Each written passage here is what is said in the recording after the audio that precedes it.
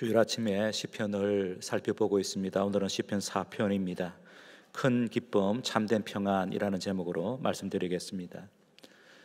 지난 주일에 살펴보았던 시편 3편처럼 시편 4편에도 표제가 붙어 있습니다. 150개의 시편 가운데 116개의 시편에 표제가 붙어 있는데 히브리서 성경에서는 이 표제들이 각 시편의 첫 절로 표시되어 있습니다. 그러므로 표제를 시편의 일부로 받아야 하겠습니다. 오늘 시편 4편의 표제를 보시기 바랍니다. 다윗의 시, 인도자를 따라 현악에 맞춘 노래라고 붙여져 있습니다. 다윗의 시, 다윗이 지은 시 혹은 편집자들에 의해 다윗의 시로 분류된 시를 뜻합니다. 그리고 인도자는 찬양 인도자인데 찬양 인도자를 따라 현악기에 맞추어 불렀던 노래, 그러니까 후일의 성전 예배 때에 이 시편이 노래로 불려졌음을 우리에게 가르쳐주고 있습니다. 이 시를 다윗이 지은 것으로 보아도 별 무리가 없다고 저는 생각합니다. 그래서 이 시의 저자를 다윗으로 보고 해석하겠습니다. 이 시는 세 연으로 구성되어 있는데 여기 두 번 등장하는 셀라가 연을 구분 짓는 단초를 제공합니다. 그래서 1절, 2절이 1연이고 첫째 연이고 3절, 4절이 둘째 연이고 그리고 마지막 5절에서 8절까지가 셋째 연입니다. 지난주에 말씀드렸던 대로 셀라는 세 가지의 의미를 갖고 있습니다. 첫째는 악상 기호로서 잠시 쉬어라, 잠깐 쉬어라 라는 쉼표의 의미가 있고, 둘째는 다음 절에 나오는 절을 좀 더 높여서 부르라 라는 뜻이 있습니다. 악기의 음을 높여 연주하라 혹은 목소리를 더 높여 부르라는 뜻이 되겠습니다. 마지막 그 셀라의 세 번째 의미는 보편적인 규칙을 말하는 것으로서 영원히라는 의미가 있습니다. 그러니까 금방 읽었던 그 절 또는 노래 불렀던 그 절이 그렇습니다, 아멘과 같은 의미로 받을 수 있겠습니다. 1절, 2절이 1년인데 여러분 1년을 우리 함께 봉독하도록 하겠습니다. 1절과 2절입니다. 같이 읽겠습니다. 내 의의 하나님이여, 내가 부를 때에 응답하소서. 곤란 중에 나를 너그럽게 하셨사오니 내게 은혜를 베푸사 나의 기도를 들으소서. 인생들아, 어느 때까지 나의 영광을 바꾸어 욕되게 하며 헛된 일을 좋아하고 거짓을 구하려는가. 셀라. 다윗은 외치고 있습니다. 언제 외쳤습니까? 1절에 보면 곤란 중에 외쳤습니다. 예전에도 곤란 중에 있었는데 지금도 비슷한 상황에 직면했습니다. 그래서 다윗이 부르짖고 있습니다. 다윗이 어떤 상황에 직면했을까요? 문맥을 보면 나라가 경제적으로 심히 어려운 지경에 놓인 것을 짐작하게 합니다. 7절을 보면 곡식과 새 포도주의 풍성함을 언급했는데 지금은 그렇지 못하다는 것입니다. 다윗은 40년간 이스라엘을 통치했습니다. 그 40년의 통치로 인해 이스라엘이 국내외적으로 부강한 나라가 되었습니다. 그렇다고 해서 항상 형통했던 것은 아닐 것입니다. 어떤 때는 흉년도 들었을 것입니다. 그러면 민심이 흉흉하게 되는 것 자연스럽습니다. 우리나라도 마찬가지입니다. 국내 경기가 좋지 않으면 민심이 이반됩니다. 대통령과 집권 여당의 지지율이 하락합니다. 그래서 정치 지도자들의 제1과제는 백성들로 하여금 잘 먹고 잘 살게 하기 위하여 국내 경기를 부양하는 것입니다. 여기에 실패하면 국민들은 가만히 있지 않습니다. 경제적으로 불황을 만난 다윗이 한 일은 하나님께 기도하는 것이었습니다. 위기의 때에 우리가 우선적으로 해야 할 것도 하나님께 나아가 기도하는 것입니다. 그런데 우리는 위기의 때에 하나님께 나아가 기도하기보다는 자구책을 먼저 구할 때가 많습니다. 위기를 돌파하기 위해 자신의 경험과 지식을 총동원합니다. 주변의 사람들에게 도움을 청하기도 합니다. 물론 자구책을 구할 때에도 기도하기는 합니다. 하지만 하나님께 전심으로 기도하지 않을 때가 많습니다. 하나님께서 도와주시지 않으면 절망입니다 라는 심정으로 하나님께 매달려야 되는데 그렇지 않을 때가 많다고 하는 것입니다. 하나님께 두 손 들고 항복해야 하는데 그러지 않습니다. 그러다가 일말의 희망을 갖고 애써 보았던 자구책들이 아무 소용이 없음을 깨닫게 될 때, 그때 비로소 하나님께 나아가 기도다운 기도를 하게 됩니다. 하나님 아니면 안 됩니다. 제발 저를 도와주세요 라고 기도하게 되죠. 제대로 된 기도, 항복하는 기도를 하게 됩니다. 이때 조용히 기도할 수 있겠지만 다윗처럼 큰 소리를 부르짖어 기도하는 것이 자연스럽습니다. 1절에서 내가 부를 때에는 내가 부르짖을 때에라고 번역하는 것이 원문에 더 가깝습니다. 공동기도의 시간에 큰 소리로 기도하는 것을 별 탐탁지 않게 생각하는 성도들이 있습니다. 꼭 저렇게까지 부르짖는 기도를 해야 하는가? 조용히 기도해도 얼마든지 하나님께서 들으시는 것 아닌가? 홀로 골방에서는 얼마든지 큰 소리로 기도를 할 수 있지만 공동기도회에서는 옆 사람에게 방해가 되지 않는 범위 내에서 기도해야 덕을 끼치는 것이 아닐까라고 생각합니다. 시편은 구약의 성도들이 성전 예배 때 사용했던 공동 찬송가이자 공동 기도문입니다. 그러므로 홀로 기도할 때만 아니라 공동으로 기도할 때에도 부르짖는 기도를 하는 것이 자연스러울 때가 있습니다. 성경을 보면 함께 모여 기도할 때에 부르짖는 기도, 울며 불며 기도한 경우를 여러 곳에서 찾아볼 수 있습니다. 어떤 분이 그러므로 기도하는 모습에 관하여 우리는 열린 마음을 가져야 하겠습니다. 어떤 분이 큰 소리로 울부짖는 기도를 할 때 그럴 만한 이유가 있을 것이라고 이해하고 용납해야 합니다. 그러면서 자신은 물론 회중들이 더 깊이 기도에 몰입할 수 있게 해달라고 하나님께 중보 기도해야 할 것입니다. 중요한 것은 부르짖어 기도할 때에 우리의 부르짖음을 들으시는 하나님이 어떤 분이신지 제대로 알고 기도해야 합니다. 다윗은 하나님을 향하여 내 의의 하나님이라고 고백하죠. 1절 처음입니다. 내 의의 하나님이여. 나의 의로우신 하나님이라는 뜻입니다. 다윗에게 하나님은 항상 의로우신 분이셨습니다. 이전에도 그랬지만 앞으로도 그럴 것이라고 다윗은 확신합니다.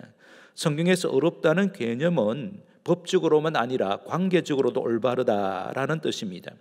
하나님께서 법적으로 올바르시다는 것은 시시비비를 정확하게 가리셔서 공정하게 판결하신다는 뜻입니다.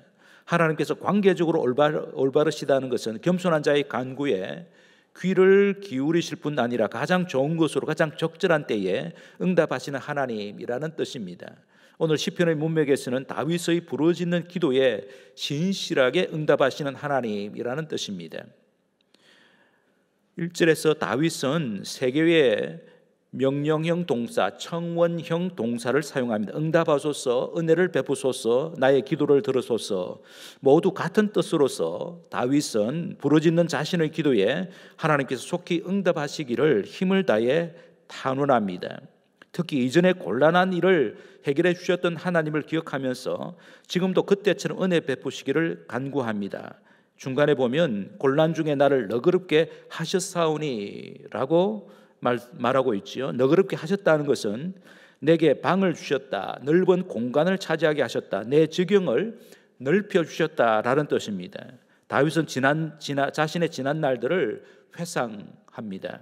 10여년간 사울에게 쫓겨다녔던 때 다윗은 자주 외로움과 슬픔과 두려움에 휩싸였습니다. 그럴 때 하나님께 나아가 부르짖으며 기도했는데 그때마다 하나님께서 은혜를 베푸셔서 견디게 하셨습니다. 왕이 된 후에도 한동안 다윗의 왕권을 흔드는 무리들이 있었지만 하나님의 은혜로 잘 이겨낼 수 있었습니다. 그래서 왕위가 견고하게 되었고 나라가 튼튼해졌습니다. 그런데 지금 또다시 경제적인 불황으로 국가적인 위기를 직면하게 되었습니다. 이런 상황에서 다윗은 하나님께 이 문제를 해결해 주셔서 자신의 왕권이 더욱 견고하게 확장되기를 간구한 것입니다. 2절과 연관하면 부르짖는 기도에 하나님께 속히 응답하셔서 자신의 명예를 회복시켜 달라고 기도한 것입니다. 2절을 보시기 바랍니다. 인생들아 어느 때까지 나의 영광을 바꾸어 욕되게 하며 헛된 일을 좋아하고 거짓을 구하려는가. 여기 2절에서 등장하는 인생들이란 문자적으로 사람의 아들들이라는 뜻입니다. 시편 62편에서도 같은 단어를 사용하면서 그들이 누구인지를 밝혀줍니다. 시편 62편 9절에서 10절입니다. 아 슬프도다 사람은 입김이며 인생도, 여기 인생인 여기 시편 4편 2절에서 나오는 똑같은 단어입니다. 인생도 속임수이니 저울에 달면 그들은 입김보다 가벼우리로다. 포악을 의지하지 말며 탈취한 것을 허망하여지지 말며 재물이 늘어도 거기에 마음을 두지 말지어다. 그러므로 여기서 말하는 인생들은 포악을 의지하는 자, 탈취한 것으로 허망해지는 자, 늘어나는 재물을 의지하는 자들을 가리킵니다. 그러므로 다윗이 고발하고 있는 인생들은 가진 자들입니다. 부자들과 권세를 잡은 자들입니다. 이들은 불황의 때를 부정축제의 기회로 삼았습니다.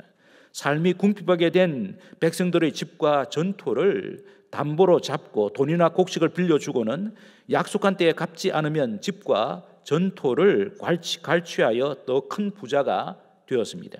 더 나아가 백성들에게 하나님을 섬겨봤자 소용없다고 큰 소리를 치고 있습니다. 이방 나라들이 풍요의 신으로 믿고 있는 바알이나 아세라를 섬기는 편이 나을 것이라고 떠벌리고 있습니다. 그래서 백성들의 믿음을 허물어뜨리고 있습니다. 그러므로 이들은 하나님의 율법을 따라 국정을 운영하고 있는 다윗에게 정면으로 대적하는 자들입니다.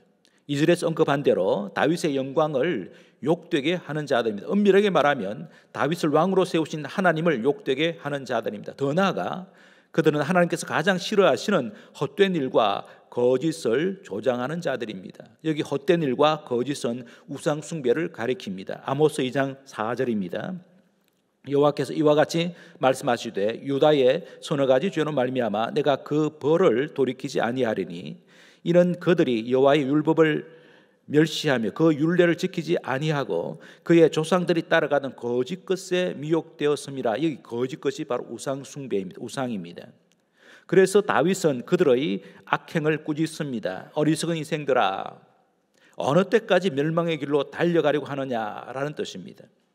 의로우신 하나님께서 악행과 불의를 일삼고 있는 이들을 반드시 심판하실 것을 다윗이 믿었기에 그들을 책망하고 있습니다. 그러고 난 다음에 셀라라는 음악 기호가 있죠. 하나님을 향하여 인생들을 향하여 외친 다윗이 이제 잠깐 침묵에 들어갑니다. 캄다운 하고 있다고 하는 거지요. 그리고 이어서 둘째 예언이 이어집니다. 3절과 4절입니다. 다윗은 악행과 불의를 일삼고 있는 부자와 권력자들 책망하는 데서 한 걸음 더 나아가 그들을 향하여 회개하라고 촉구합니다. 4절입니다. 너희는 떨며 범죄하지 말지어다. 자리에 누워 심중에 말하고 잠잠할지어다. 여기 떨며 범죄하지 말지어다 라는 뜻은 악행과 불의를 심판하신 의로운 하나님을 두려워하라는 뜻입니다. 자리에 누워 심중에 말하고 잠잠할지어다 라는 뜻은 조용히 자신의 악행과 불의를 조사하고 하나님께 참회하라는 뜻이 되겠습니다.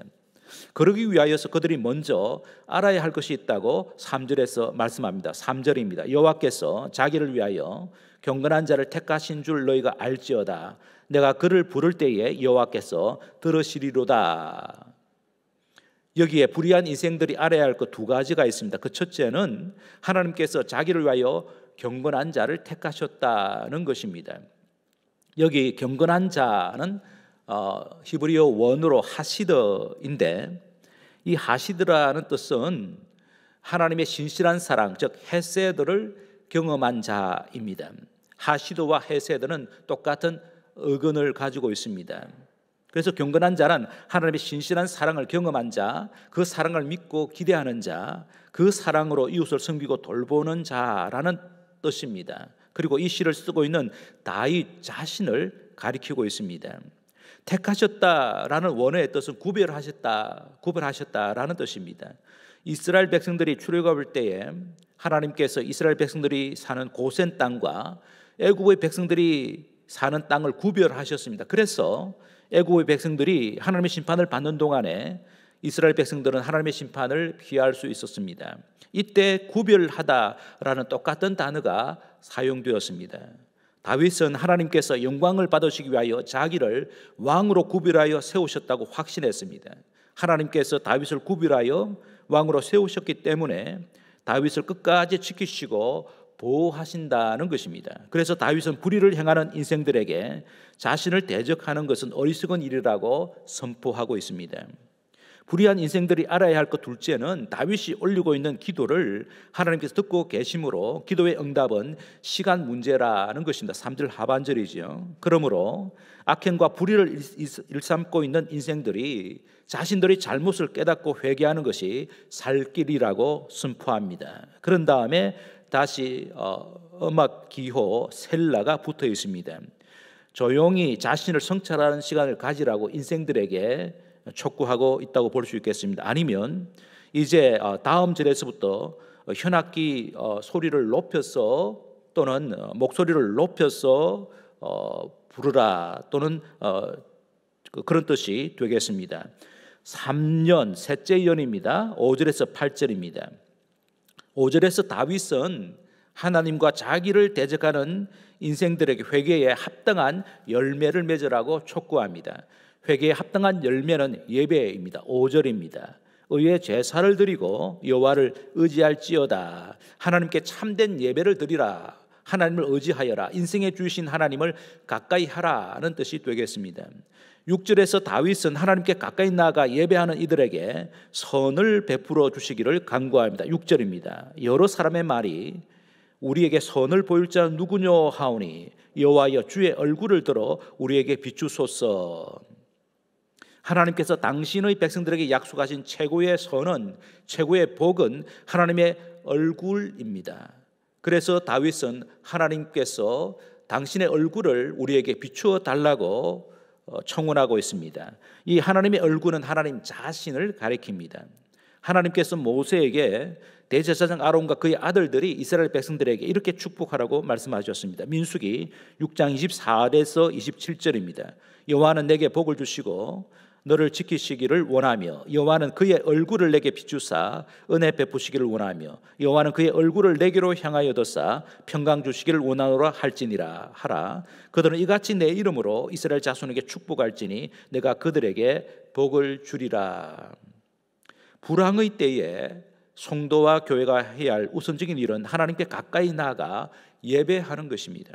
하나님께 나아가 예배하는 것은 언제 어디서든지 할 수 있습니다. 가난해도 먹을 것이 없어도 억울한 일을 당해도 외로워도 건강이 좋지 못해도 지금 우리가 처한 바로 그 삶의 자리에서 하나님께 나아가 예배할 수 있습니다. 더 정확하게 말하면 이런 시련의 때를 만났기 때문에 하나님께 나아가 예배해야 하는 것입니다. 이유는 하나님께 나와 예배하는 백성들에게 하나님께서 자기 자신을 우리에게 주시기 때문입니다. 그것이 하나님께서 우리에게 주시는 최고의 복입니다. 하나님께 가까이 나아가 예배하기 위하여 우리에게 먼저 하나님을 향한 흔들리지 않는 믿음이 있어야 합니다. 히브리서 11장 6절입니다. 믿음이 없이는 하나님을 기쁘시게 하지 못하나니 하나님께 나아가는 자는 반드시 그가 계신 곳과 또한 그가 자기를 찾는 자들에게 상 주시는 이심을 믿어야 할지니라. 다윗이 이런 믿음을 갖고 하나님께 가까이 나아가 예배했더니 하나님의 임재를 경험했습니다. 하나님께 주시는 큰 기쁨과 참된 평안을 누릴 수 있었습니다. 그래서 하나님께 감사하고 찬송합니다. 7절 8절입니다. 7절 8절 우리 함께 읽도록 하겠습니다. 7절 8절입니다. 주께서 내 마음에 두신 기쁨은 그들의 곡식과 새 포도주가 풍성할 때보다 더하니이다. 내가 평안히 눕고 자기도 하리니 나를 안전히 살게 하시는 이는 오직 여호와이시니이다. 7절에서 다윗은 하나님께서 자신의 마음에 두신 기쁨으로 인해 하나님께 감사하고 찬양합니다. 8절에서 다윗은 하나님 안에서 누리는 참된 평안으로 인해 하나님께 감사하며 찬양합니다. 나를 안전히 살게 하시는 이는 오직 하나님 한 분밖에 없습니다 라고 고백하죠. 그래서 다윗은 내일 일을 하나님께 맡기고 단잠을 잘 수 있었습니다. 오늘 우리가 살펴본 시편 4편은 하박국 선지자가 불렀던 노래와 동일합니다. 하박국 3장 17절에서 19절입니다. 비록 무화과 나무가 무성하지 못하며 포도나무에 열매가 없으며 감람나무에 소출이 없으며 밭에 먹을 것이 없으며 우리의 양이 없으며 외양간에 소가 없을지라도, 이 불행의 때라도 불황의 때라도라는 뜻입니다. 나는 여호와로 말미암아 즐거워하며 나의 구원의 하나님으로 말미암아 기뻐하리로다. 주 여호와는 나의 힘이시라. 나의 발을 사슴과 같게 하사 나를 나의 높은 곳으로 다니게 하시리로다. 이 노래는 주의하는 사람을 위하여 내 수금에 맞춘 것이니라. 오늘 본문은 다윗이 하나님께 기도하고 노래한 대로 국가적인 불황이 지나가고 다시 호황을 누리게 되었는지, 하나님과 다윗을 대적했던 부자와 권력자들이 회개했는지, 아니면 끝내 회개하지 않음으로써 수치를 당했는지는 밝히지 않습니다. 하지만 그 결말과는 상관없이 우리가 붙잡아야 할 교훈이 있습니다. 코로나 비상 상황이 언제 종식될지 모릅니다. 벌써 1년이 지나가고 있습니다. 올 연말이면 해제될 것이라고 예측하지만 확실하지 않습니다. 그런데 왜 이런 재난이 우리 시대에 닥쳤을까요? 오늘의 시편과 연관하여서 불황의 때에 얻을 수 있는 교훈을 세 가지로 요약해 보려고 합니다. 첫째로, 불황의 때에 가짜 교인의 정체가 명확하게 드러납니다. 불황의 때에 가짜 교인의 정체가 명확하게 드러난다는 것입니다. 자연재해나 전염병 등으로 국가나 전 세계가 경제적인 불황을 겪는 것 어쩔 수 없습니다. 다윗의 시대에도 그랬습니다. 현재 우리가 겪고 있습니다. 앞으로도 그럴 것입니다. 더구나 우리의 힘과 지혜를 다 짜낸다고 해도 그러한 재난을 미리 막지는 못할 것입니다. 이게 우리 인생의 한계입니다. 그러므로 성도와 교회는 재난으로 인한 경제적 불황의 책임을 국가나 남 탓으로 돌리지 말아야 합니다. 그런 점에서 본문 2절에 등장하는 인생들은 비열합니다. 이미 말씀드렸듯이 이들은 경제적인 불황에도 별로 영향을 받지 않는 부자와 권력자들입니다. 오히려 불황을 틈타 자신들의 세력을 더 강화합니다. 가난한 자들을 등쳐서 더 크게 부를 축적합니다. 세력을 결집하여 사회를 뒤흔듭니다. 거짓 종교나 사이비 신앙을 부추기며 하나님과 경건한 자를 대적합니다. 이처럼 불황의 때에는 불의와 악행을 일삼는 자들의 본색이 여지없이 드러납니다. 초대교회 시절에도 그랬습니다. 사도 바울이 빌립보서 3장에서 눈물로 호소하면서 이렇게 쓰고 있습니다. 빌립보서 3장 18절에서 19절입니다. 내가 여러 번 너에게 말하였거니와 이제도 눈물을 흘리며 말하노니 여러 사람들이 그리스도의 십자가의 원수로 행하느니라. 그들의 마침은 멸망이요 그들의 신은 배요. 이기주의적이다는 뜻입니다. 그들의 신은 배요. 그 영광은 그들의 부끄러움에 있고 땅의 일을 생각하는 자라. 바로 이런 자, 그리스도의 십자가의 원수가 그냥 불신자를 가리키는 것이 아닙니다. 교회 안에 이런 자들이 들어와 있다고 하는 것입니다. 가짜 교인이라는 거죠. 이 불황의 때에 이 가짜 교인이 명백하게 드러난다고 하는 것을 우리에게 가르쳐 줍니다. 오늘 본문에서 얻을 수 있는 교훈 둘째는 불황의 때에 진짜 성도가 누구인지 명확하게 드러납니다.